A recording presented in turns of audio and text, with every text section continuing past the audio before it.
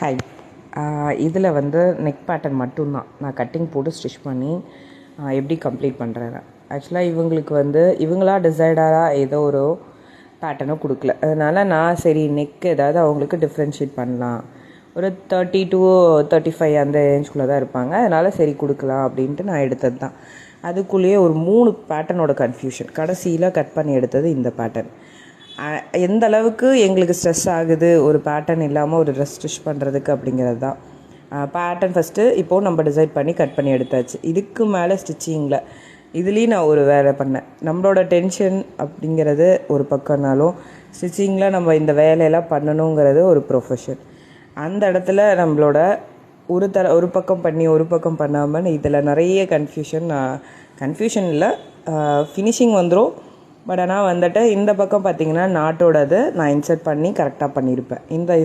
அடுத்த பக்கம் பார்த்திங்கன்னா நாட் வைக்கிறக்கே மறந்துருப்பேன். இதுதான் எங்களோட சுச்சுவேஷன்.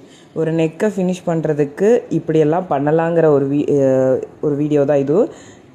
எங்களோட மென்டாலிட்டி எப்படி இருக்கும் அப்படிங்கிறதும் இதில் ஒரு இதுக்காக தான் நான் இந்த வாய்ஸே போட்டேன். கண்டிப்பாக வந்து எல்லா டெய்லர்ஸும் ஃபேஸ் பண்ணுற விஷயந்தான். நம்ம வீட்டு டென்ஷன் ஆகட்டும், நம்ம வெளியே ஒர்க்கு எல்லாத்தையுமே மேனேஜ் பண்ணி ஒரு பிஸ்னஸ் பண்ணுறது அப்படிங்கிறது எவ்வளோ ஸ்ட்ரெஸ் ஆகின விஷயங்கிறது கடைசி ஒரு 3 வருஷமாக எனக்கு புரிய வச்சுட்டே இருக்குது. என்ன தான் ஃபேமிலி என்னதான்னாலும் ஒர்க்கு வரும்போது நம்ம க்ரியேட்டிவிட்டி இருந்தால் மட்டும்தான் நம்மளுக்கு அடுத்த ஸ்டேஜுக்கு போக முடியும். அதுக்கு எனக்கு இந்த வருஷம் ஒரு பெரிய எக்ஸாம்பிள். இந்த வருஷம் நான் நிறைய க்ராஸ் பண்ணி வந்துட்டுருக்கேன். சக்ஸஸ்ஃபுல்லாக இருக்கேனா அப்படின்னா அது எனக்கு தெரியல.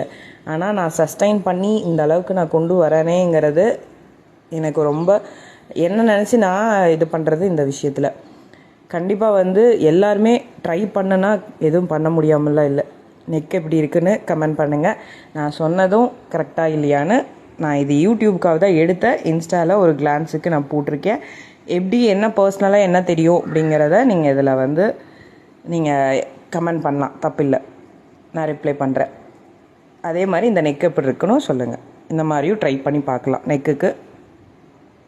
தேங்க்யூ.